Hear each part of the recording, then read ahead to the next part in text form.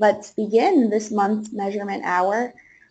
If you read any of the articles or our emails, you already know that the topic is event measurement. So as usual, Katie will present from a slide deck, and then during the second half, she will answer any questions or comments you may have. So if you think of anything, just wait till the end or use the chat box. And here's Katie. Great. Welcome, everybody, to this month's measurement hour. And as you know, it's all about events, colored heavily by the fact that I was actually in Rio for the Olympics for a week, where, yes, I can brag that my cousin did win a bronze medal, which is very exciting. So I've been writing and thinking a lot about events in the last couple of weeks, and I think everybody has.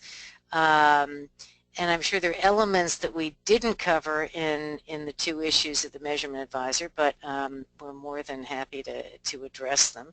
I think event measurement is something that, frankly, even since I wrote those pieces in the Measurement Advisor, has changed dramatically. I did a piece for PR News this morning. Turns out that viewership, Nielsen ratings of the Olympics was down 20% from London.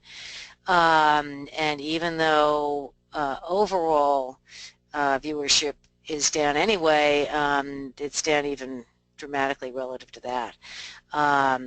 The easy explanation is a lot of people stream things. I think, frankly, there's a new Pew study out that basically says that people are getting information, 50% of people are relying on Facebook for information, which means that from a reaching eyeballs perspective, which is what a lot of people do when they sponsor the Olympics or advertise around the Olympics or frankly do PR stuff around the Olympics, they're looking for eyeballs, but they're not going to get those eyeballs in the way that is traditionally measured. So it's an interesting time to be talking about measurement of events. So without further ado, I'm going to share my screen, and I think that should bring everybody up there. Can everybody see it? Aaron? Yes? I'm hoping you can see this. I'm hoping it works. Come on. Here we go. There we go. So the big piece of measurement of events in general is, can I calculate ROI? So I thought I'd just sort of get that out of the way first, because the reality is the fact that none of us, for the most part, are truly calculating real ROI the way the chief financial officers would have you do it. I know some of you have been on measurement hours before. We've talked about measuring ROI. The simple answer is the fact that you can do it, but you've got to make sure that you've got all the data available. Okay, so there we go. Come on. Let's do this. The easiest way is to calculate cost efficiency, which is, for example, if you go to a medical meeting and the salespeople know that it costs $300 to get 1 minute in front of a doc for a pharmaceutical medical meeting, and if it's $300 for a direct sales call, Glaxo, I think, did a calculation at one point and showed that it was about $25 a minute to get a doc at a medical meeting. You can argue that it can be a more cost-effective source of leads. However, you could also be like IBM that had gone to a major show just to get sales leads, and at the end of the day we calculated for them that it would have been cheaper to just give everybody who showed up in the booth a laptop. So it's not that easy to calculate cost efficiency, but it's the easiest way to calculate it. It's not necessarily a way to, it doesn't necessarily show up that way.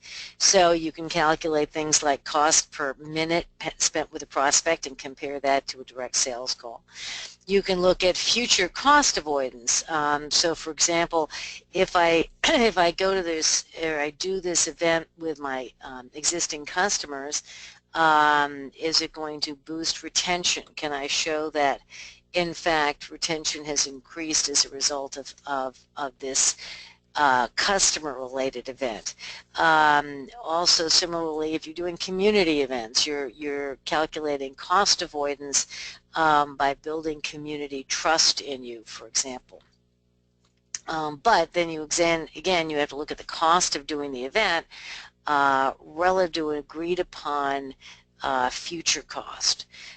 Increasing customer value is typically a calculation that you would use for customer events, which again is one way of doing it. But again, you have to come up with an agreed upon way of calculating future customer value. Now, if you have a B2B, if you're in a B2B environment, or you have a well-defined customer cost, it gets to be quite easy. Customer cost is typically the value of a customer in most organizations is established by sales. So if you can have an event, you can calculate the number of customers that are there, how much time they spent, the degree to which, if you do pre-post studies, the degree to which they're likely to renew their business with you. You can calculate that cost, that potential revenue, that value from them, and then subtract the cost of the show, right? So all of those are ways of calculating ROI, not necessarily easy, but it can be done. As in everything else, there are these 6 steps. And I think the challenge with most events, especially ones that you've been doing for years, is coming up with agreed upon objectives, because an awful lot of the time people simply do things because we have to be there. But as with anything else in measurement, you have to agree upon those objectives, you have to determine the parameters, define the specific metrics, agree what you're benchmarking against. This is one of the big issues, is the fact that, this was a great show. Well, compared to what is always the question. Then you figure out how you're going to actually calculate this and measure it, and then you draw conclusions. Unfortunately, the problem with measuring events is a lot of the times you need the data immediately after the event, because you're going to be asked to renew your contract for the next year. So that's one of those parameters you kind of have to decide up front, which is if you need all the data within days of the close of the show, you have to have and you've decided that what you really need to do is to show change in customer attitude with a pre-post study. That post study has to be very quick. So those are typical parameters. So let's just talk about SMART objectives for trade shows. Qualified sales leads is probably the most frequent typical objective for an event, because you can tie it right there. You know that they came in, you know that they actually filled out a card, whatever. Yes, you have to agree with sales on what qualification is, but that's probably the most typical way of measuring the effectiveness of an event. If your goal is to introduce new products or strategies to a marketplace, you've got a few more varieties of ways you can measure that. And we'll talk about some of those things in a minute. But basically, if you're trying to introduce a new product or a strategy, you can look at share of voice. You can look at pre-post awareness of that product or that strategy.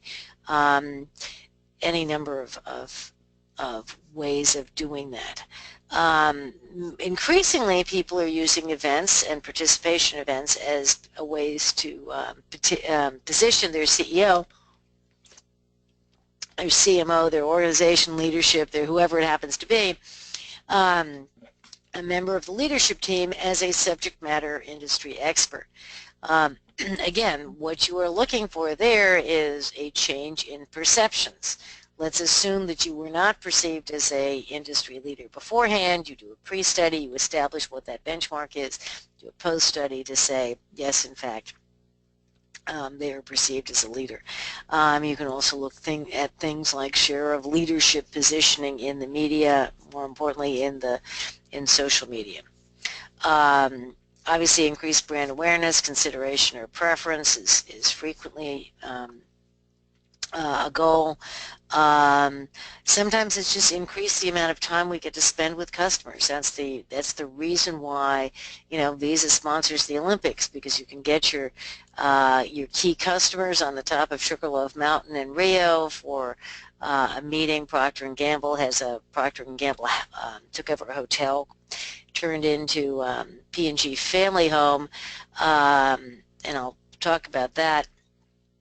In terms of, I don't actually know what their objectives were. All I know is the fact that it was a brilliant strategy, because what they did was provide this safe haven for families of athletes to go hang out when they weren't at their athletes' events. And there's a lot of downtime during the Olympics, and it's very hard to get around Rio. So P&G Family Home became sort of the place for athletes' families to gather. And then obviously athletes would show up, so it was kind of a cool place to be. And in fact, P&G would then host key customers, you know, large customers, and walk through the whole P&G brand experience with it. They had a whole venue set up just to do that. So again, that's just time spent, and there's a value to that. There's an assumed value to that. Many nonprofits, government agencies, think tanks, etc., create events to increase trust or build relationships. Again, eminently measurable. You just have to do studies to find out to the extent to which the people you invite actually trust you. And in fact, it's not that complicated. The client I worked with, basically after every single event, submits a questionnaire to every attendee and asks them for basic trust questions, right? Do you believe this organization has the ability to do what it says it can do? There's certainly others of the Grunig Trust Questionnaire that they use. Every single event that they do comes out at the end with a aggregated average trust score. That trust score is looked at from the perspective of the other events that they've done, but also from a cost and resource perspective, as well as a reach perspective. So the question is not just did you increase trust, but did you increase trust, did you increase reach into certain key audiences, and, oh, by the way, what did it cost you to be there? So they look at those three parameters as a way to measure every single event. And again, similarly, it is a way of building customer loyalty, knowledge, awareness of product, especially if it's a customer-focused show, increase adoption of new products. These are just typical objectives. Then you've got the parameters, right? So among what audience, right? So again, before you set up a measurement program, you have to define things like audience. What is the budget? If you're spending $5,000 on a show, you can't do a $50,000 pre-post study. So that sort of eliminates certain options in terms of measurement.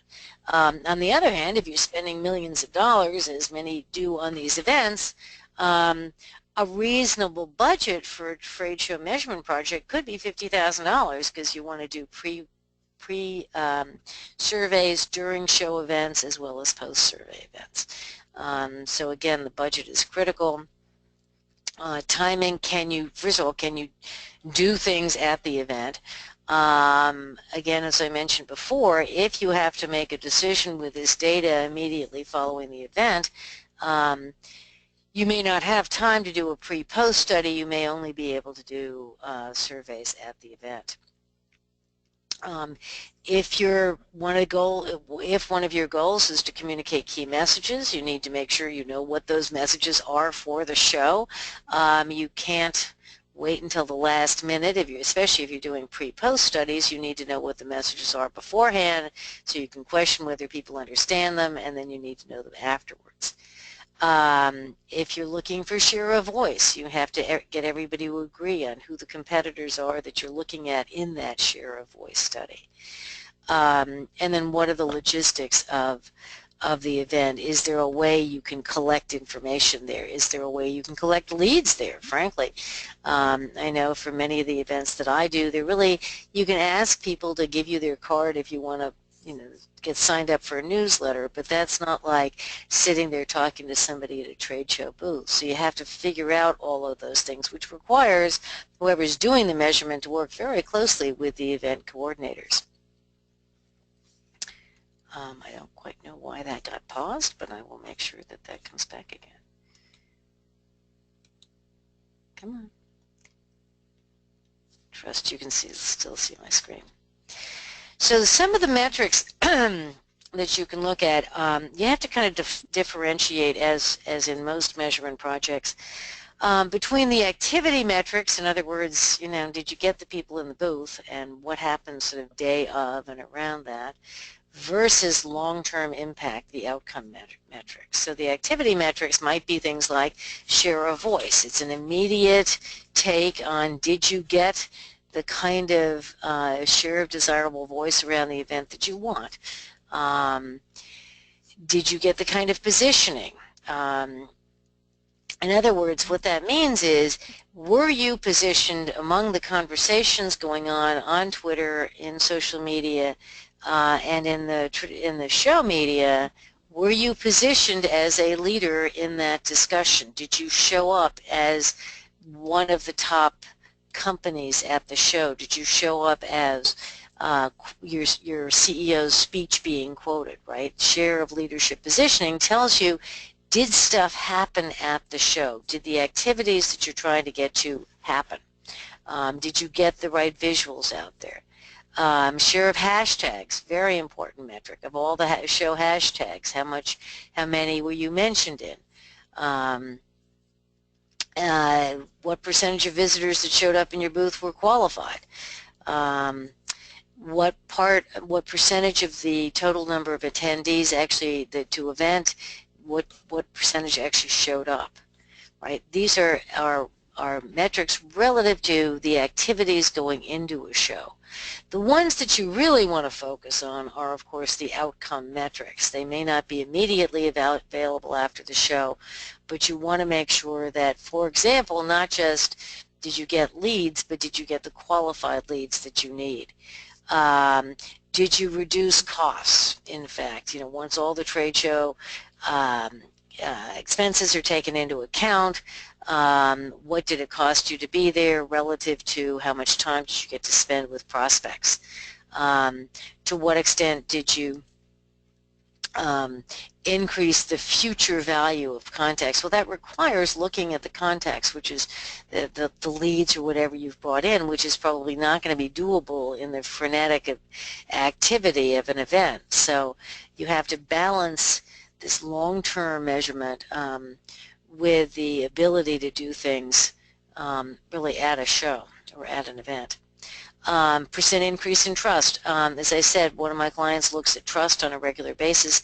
That's a long-term thing. So you certainly are going to ask them in a post-survey, and you have to decide how long. I mean, my guess would be people forget events pretty quickly these days, so I wouldn't wait more than a week after an event to measure whether you in fact did increase trust in your organization. So benchmarks, let's talk about benchmarks. Typically what you're looking at if you're trying to determine budget, future budget plans, is how did this event work relative to other events or shows. And I'll show you a chart. I think many of you have seen this already, but the sort of relative cost, relative benefit chart that is a good way of looking at different events and different shows. I think a more relative thing to look at, and what your CMO is going to look for, is how did this show or this event do relative to other marketing activities, especially in a day and age when it's relatively cheap to do things on social media. Your social media team is going to be pressuring, hey, let's do things on social media rather than in person.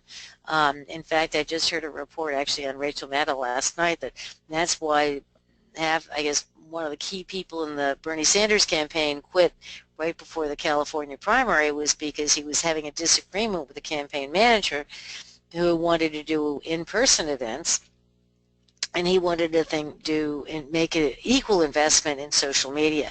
That's an argument that is not, the sole purview of political campaigns. Your leadership time is always going to be incredibly valuable and incredibly scarce. So what your leadership is going to be doing is, hey, is it worth my time to go to the show?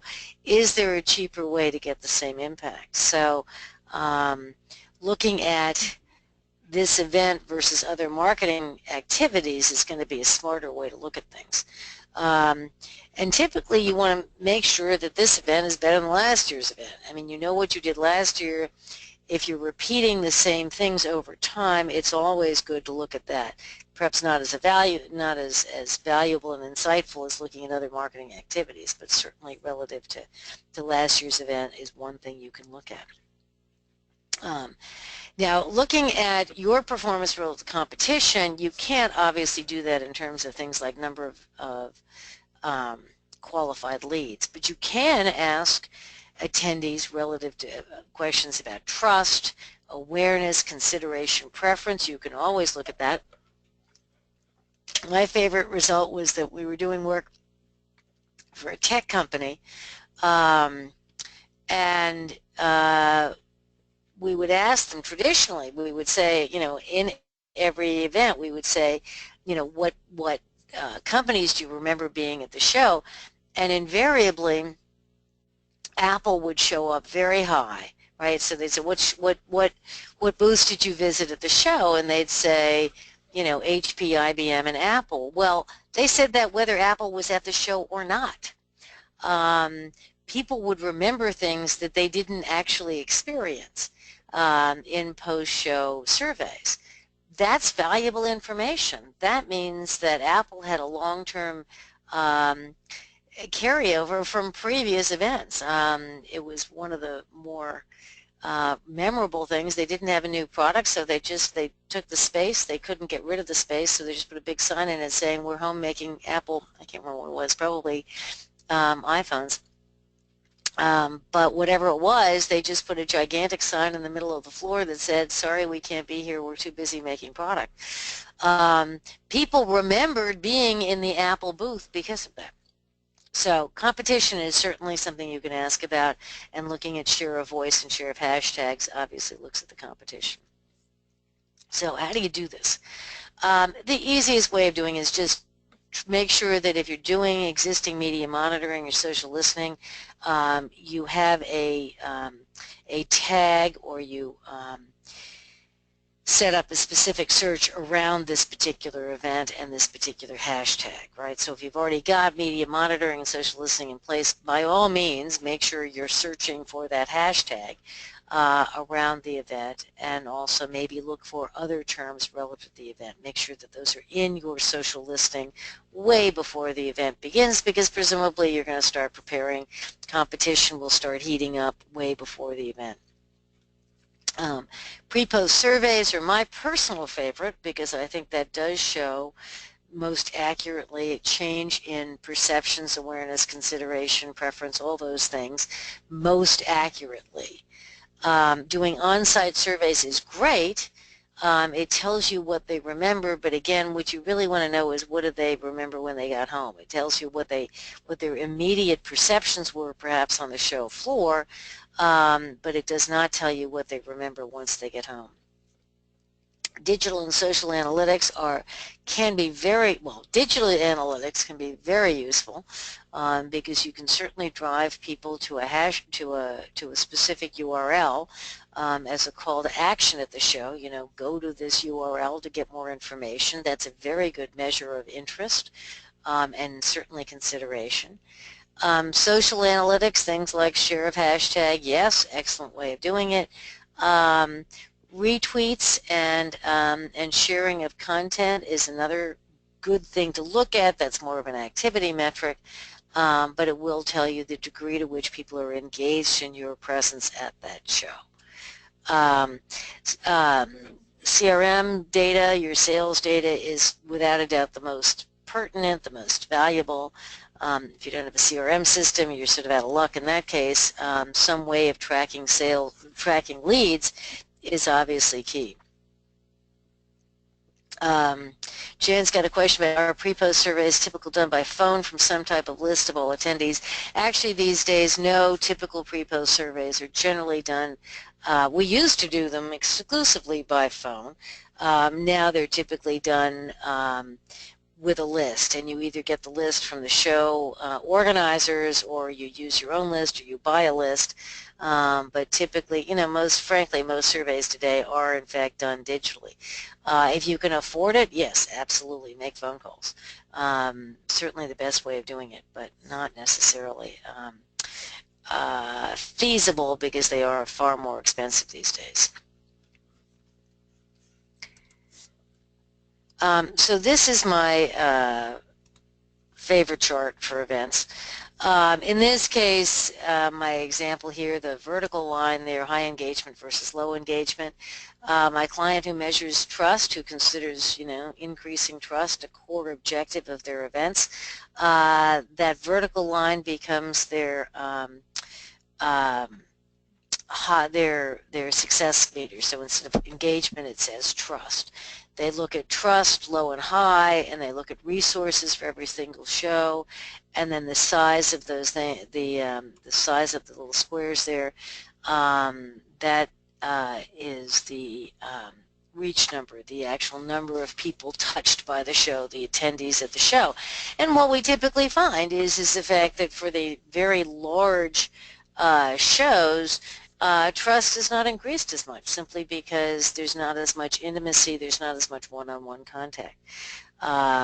So what they were learning was that the level of trust went up more for lower resource and lower reach numbers, lower reach events, but we're also more likely to increase trust. So then they have a choice, right? So if the goal is trust, do more small events. If it's trust plus reach, then you have to balance your choices and your decision making. But this is typically how you show these things, is a three-dimensional chart like this.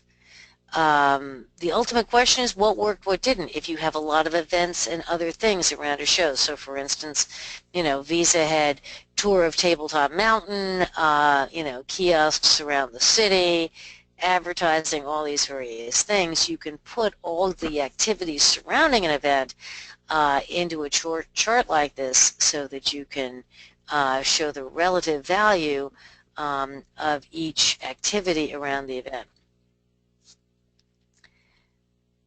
And that's right on time. In half an hour, how you measure events.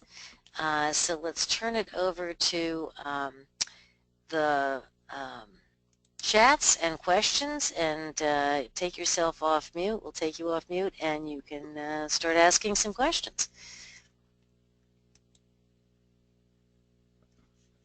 And I have the chat open. There we go. So shoot me some questions.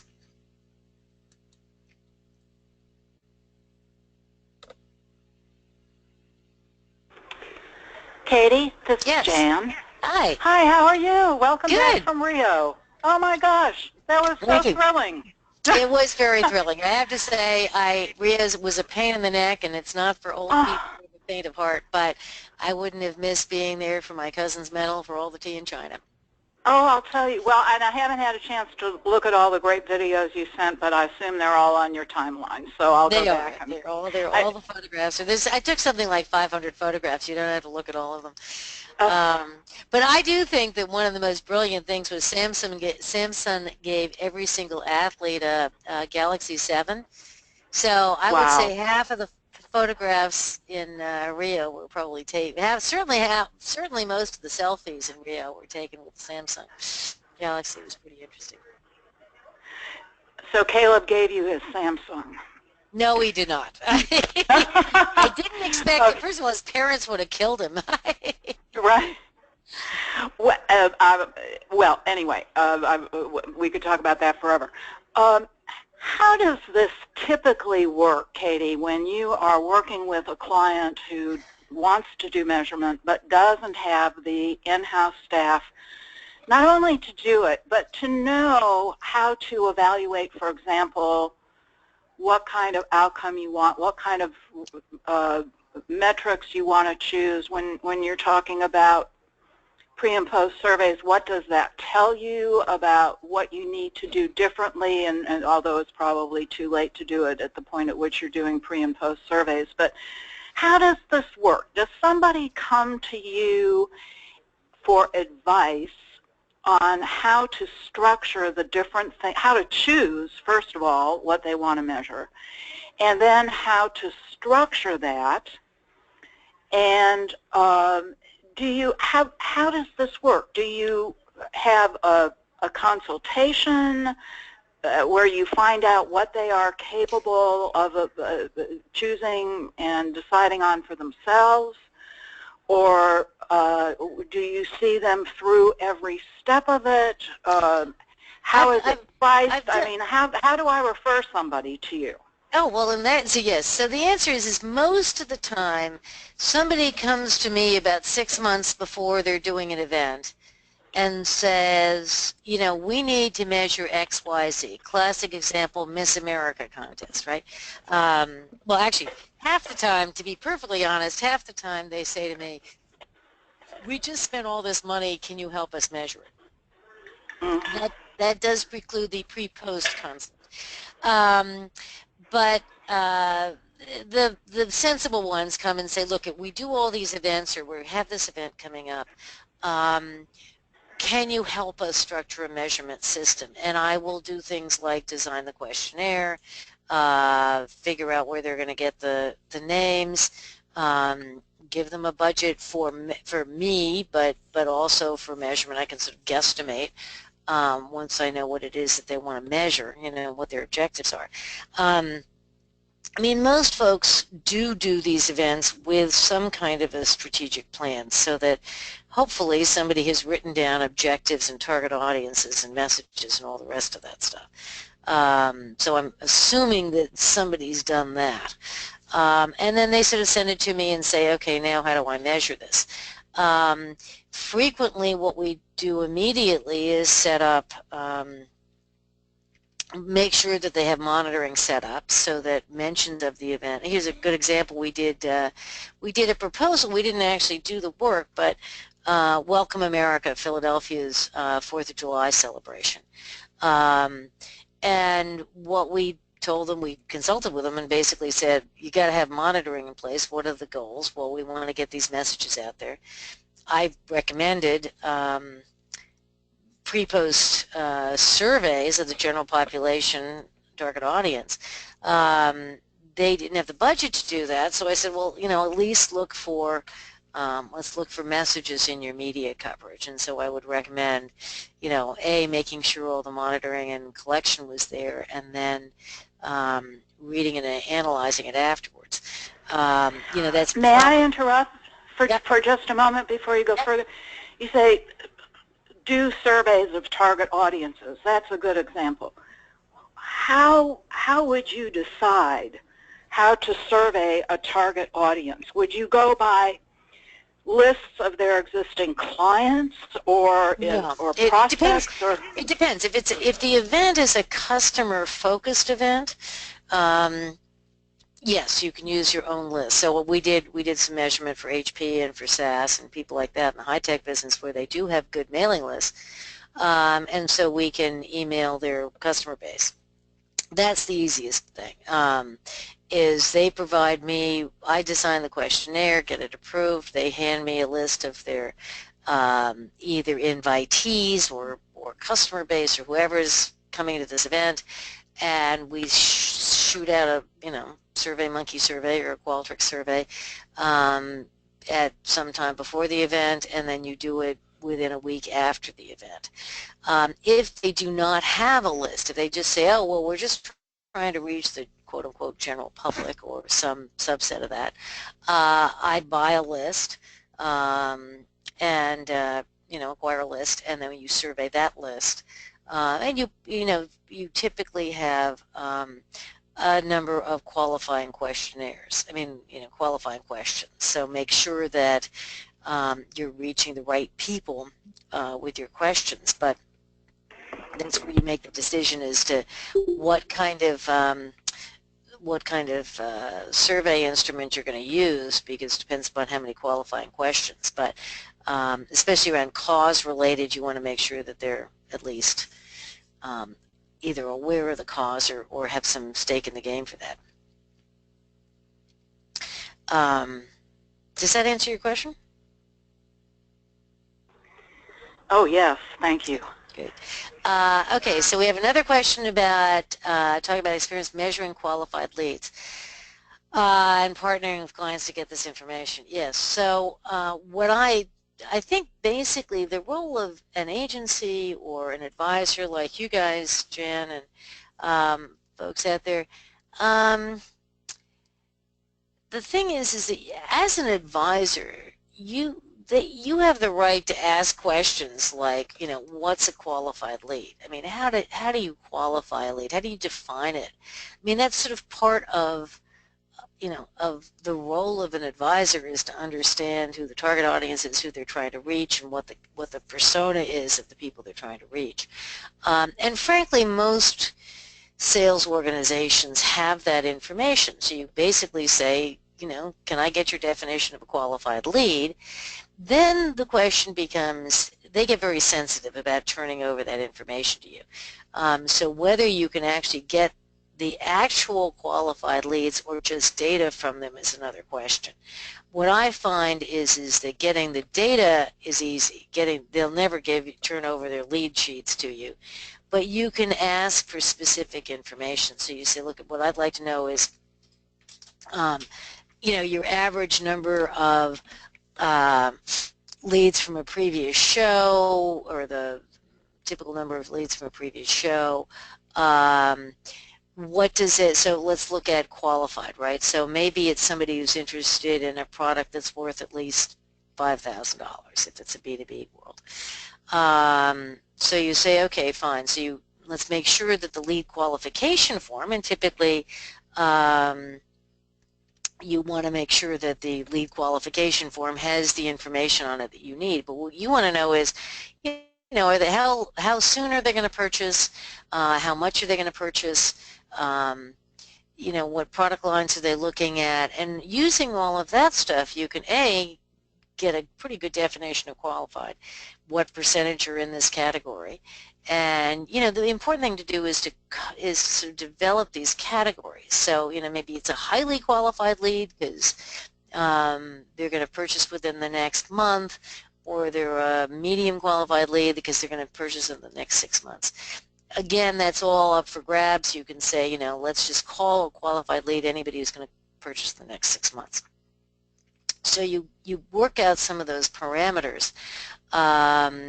If you can influence the lead form so you can get the necessary information. And then from there you can in fact do these calculations. So you say, okay, if there were 100 people in the booth who plan on purchasing a $5,000 product within the next 6 months, that's a potential revenue of $500,000. It costs us $100,000 to do the show, then there's a potential return of $400,000. Most of the time, people will agree to calculations like that because they're just as desperate as you are to put numbers around things. If somebody really doesn't want to go to a show, right? So let's say it's a regional sales manager who doesn't want to do a show, then they're not going to buy into it no matter what you do. Then what you've got to do is to say, I actually did this once. What we showed was the objective was not sales leads, but maybe it was sales leads and share of voice. And what we did was we compared regional performance, right? So, or divisional performance, that's what it was. It was a division guy who did not want to do this show at all. And so it was a show where they had multiple divisions in a giant booth. How did you do, I think it was an air show of some sort. You know, how did this division do relative to that division? Well, what we showed was the guy that didn't want to participate, who was very recalcitrant about doing anything, well, their division performed worse at the show. So sometimes you can use that to convince somebody to be more cooperative next time. But that's always the challenge between you know, getting somebody to give you data is they've got to have a reason to give you that data. Sometimes it's just to show somebody that they need to participate better the next time. Sometimes they just honestly want to know the results, because especially if it's the CMO level, they want to know whether this is a worthwhile investment. If you can make friends with whoever runs your CRM program, that's the best thing you can possibly do, is to sort of look outside of your immediate contacts within the organization, see if you can find a data guy, especially somebody who is in charge of the CRM system, or in particular in charge of your web analytics, because that'll tell you a lot. You can look at web analytics, requests for information, you know, leads, providing of email data, all of that stuff may be captured if you're using Adobe. Some of that stuff can be captured and used because you've got the timing of the show. You know the dates around which you're putting this effort out there. You can actually show that requests for information went up in that time frame around that show. I've done that a lot in the pharmaceutical industry, where there's no way I was going to get the leads, but I could look at the web analytics around the timing of the show and show that it increased.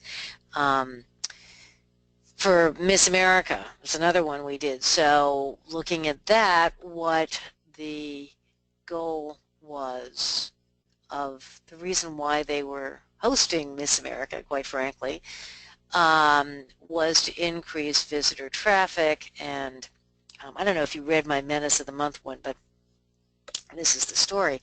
They wanted to show that visitor inquiries had gone up. So we had agreed that download of the visitor guide was a key indicator of consideration of visiting Atlantic City. And that had been used as a key metric throughout all of the PR efforts and all of the efforts.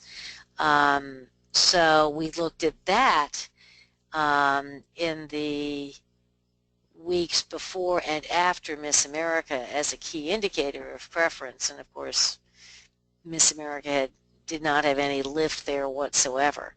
And then we also looked at other partners, so the hotels and casinos and some of the bigger shops like Bass Pro Shops, stuff like that, where they had website information. We could get that and say, did inquiries, did anything else happen? You know, they in fact did the interviews of the restaurants and the shops on the boardwalk to find out whether traffic or sales or anything else had increased around that event, and it turned out it hadn't. So we were able to show that it took a tremendous amount of effort, didn't get a whole lot of messages across, didn't get a whole lot of great quality press, nor did it do anything for the organization. Not that it changed the ultimate decisions in terms of whether they're going to do it, but it certainly influenced some decisions around the investment. And a lot of times that's really what you're trying to do, is just make better investments. You know, instead of spending $5 million, only spend $1 million. If it's a show that's not working, you may not be able to pull out.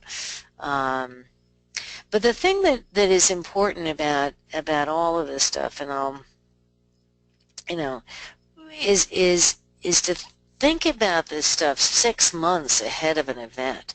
It takes time to put a survey in place. It takes time to get approval on the questions and find the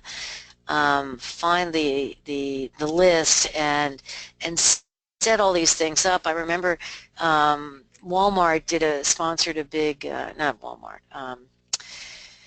Country Music Television did a big thing with 18-wheelers going around to set up country music concerts in Walmart parking lots. That was the Walmart connection.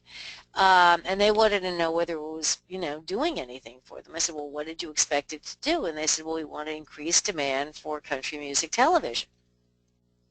So we said, okay, that's fine. We can do that.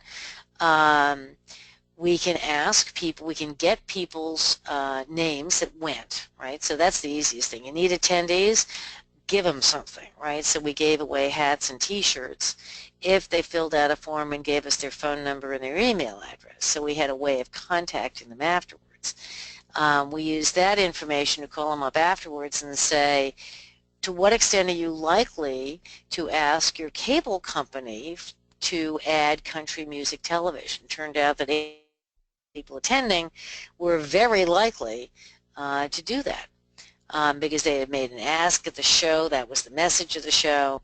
And we could call them up and ask them afterwards, were they likely to do that? But that took a lot of time to make sure, you have to order the t-shirts and the hats, and you have to make sure all those things happen. So perhaps the most important thing to remember in event measurement is you got to start way in advance of the event, and don't say, oh, well, now we spent all this money, it's all over with, now can we measure? Because that gets very hard to do.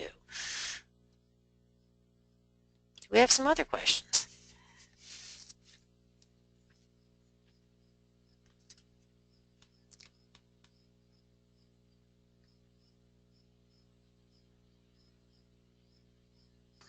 Katie, I had a question that was emailed to me. Mm-hmm. This is perfect because it's about two events. Someone was wondering if you could explain the difference between our measurement base camp and then the measurement summit. Sure. Thank you for asking that question. If you don't know, for those of you, you probably have heard this too many times in our emails, but on September 15th, we're doing Measurement Base Camp, and then in October, we do the Measurement Summit. Jen can talk to the Measurement Summit, as can Philip. But the Measurement Base Camp is designed for people who don't want to just talk about measurement, but actually want to know how to do it. So we're actually going to dive deep into doing things like, how do I do pivot tables, and how do I write a report, and how do I set up a media monitoring system, and how do I make sure that I get good quality data into my database. So think about Measurement Base Camp as sort of learning how to do it. Very hands-on. We're going to be bringing in people who have been doing measurement reports and media analysis work for decades now. Not just myself, but Heather Fish from Cyber Alert, and Doug Chapin, who's been cleaning data, and he runs Cyber Alert, and he's an expert on essentially cleaning up other people's messes, frankly.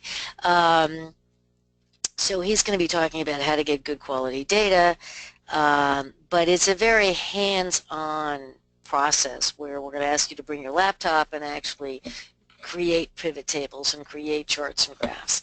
The Measurement Summit, as Jan can attest, is much more theoretical, kind of like where the future of measurement is going. We'll be talking about sort of airy-fairy things out there, like, if impressions goes away, what's the realistic replacement, and is engagement going to be it, or is there going to be something else? We're going to have people there from the Media Ratings Council, who are the sort of paid media standard setting body that basically have created these standards for things like viewable impressions. And the reality is, we've been saying that impressions are worthless for a long time, but what they're doing is basically saying, no, you cannot charge money for a banner ad or an ad or a digital piece of content of any sort that isn't viewable. And so if you put something out there and it only shows up for a second because you're hitting an ad blocker,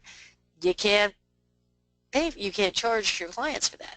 And if it's not viewable on a mobile device, you can't charge money for it. So that's actually starting to impact the pocketbooks of publishers, and changing the face of digital and social measurement a little bit. So anyway, that's the kind of futuristic discussions that we have out there. It's all very theoretical,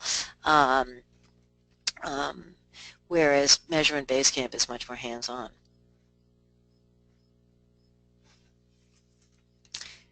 And don't be shy. Somebody's.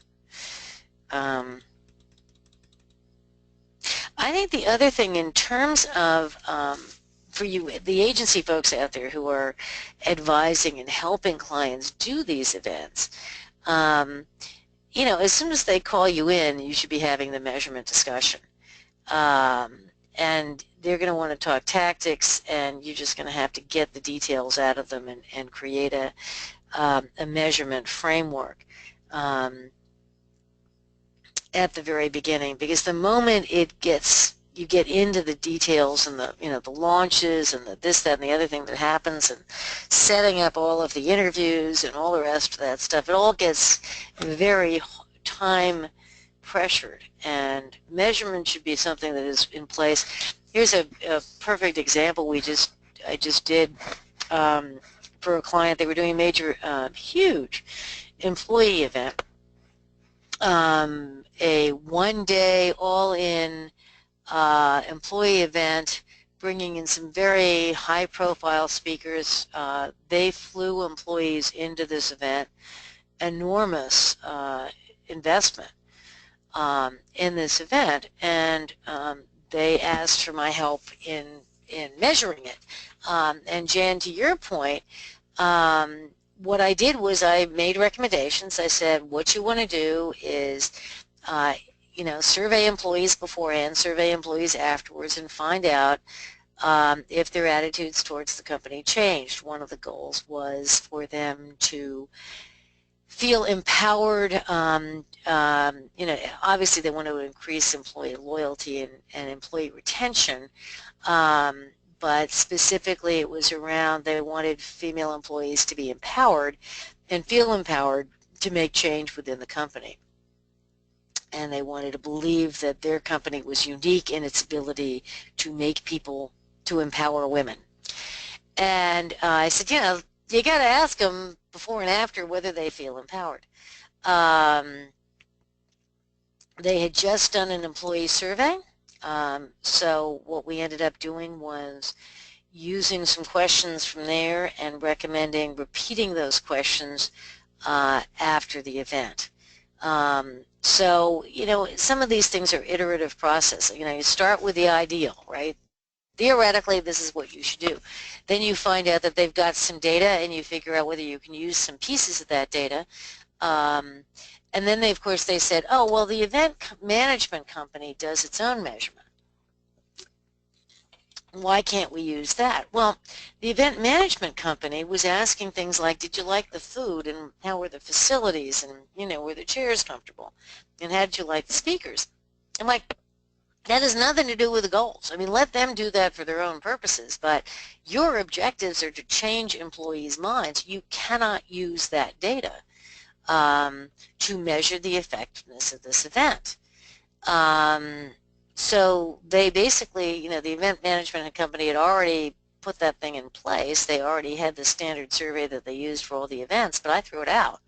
Basically said, you can't use that. But as long as you're asking attendees, as long as you've got the attendee list, as long as you're putting questions in front of them, let's ask these 3 other questions. And so we got the 3 additional questions added to the existing survey, and that was the data that we used. So a lot of times in event measurement, what you're doing is sort of piggybacking onto other people's measurement, quote-unquote, efforts, because a lot of these event companies do now do that. And what you have to do is just scream and yell until you can at least add a couple of questions of your own, because chances are they're not doing accurate measurement.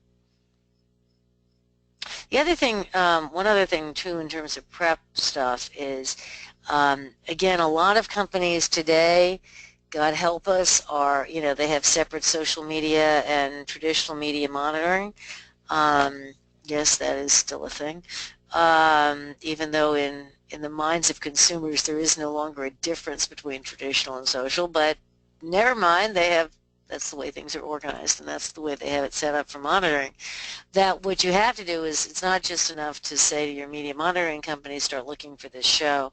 You have to also tell your social media monitoring company to start looking for the hashtag, looking for the references, looking for, you know, whatever the Twitter handle is or whatever that you're using. I mean, one of the interesting things from the Olympics was the hashtag for P&G Family Home was hashtag Thank You Mom, and that would not work in May around Mother's Day, but it did work because they could isolate the time frame and the references and attribute the engagement levels to that particular thing that they were doing. I certainly know that I used it a lot because, boy, I was grateful. They even did your laundry for you. That was the best part, was the fact that, of course, Tide, being a P&G brand, you brought your laundry in a bag and came back the next day, and your laundry was all done for you. Now, tell me that doesn't include the increased brand loyalty and gratitude and engagement and all the rest of that stuff. You know, some of the other things, as I said, I just wrote this piece for PR News this morning in terms of winners and losers. A variation appeared on my blog, but we gave everybody grades and, you know, gold medal standings to Procter & Gamble. You know, another one very interesting, though, was Sunbrella, who basically had a very specific, started out with a very specific goal for sponsorship, which was just increased brand awareness, because everybody, I think of, you know, Sunbrella being awnings and boat cushions, but they have a much broader range of product, and they wanted to increase the awareness of the brand in those other product marketing lines, and those other areas. Turns out that when they told their employees that they were doing this, the employees were incredibly enthusiastic, so that they then sort of added an objective to say that the purpose of the event was also to increase employee engagement, which it definitely did. And so what they started out, and again, this is very typical of event stuff, they started interviewing the athletes that they were sponsoring, and they realized that they had so many great stories, they actually created a feature film that they could use at employee events and customer events, and, you know, get everybody in the world to watch it. And if you want to know, it features my cousin Caleb. So I'm a little bit prejudiced on that, but it's a great film, and it's you know, it's been tremendously valuable for them. So, other questions? I guess we're pretty much out of time.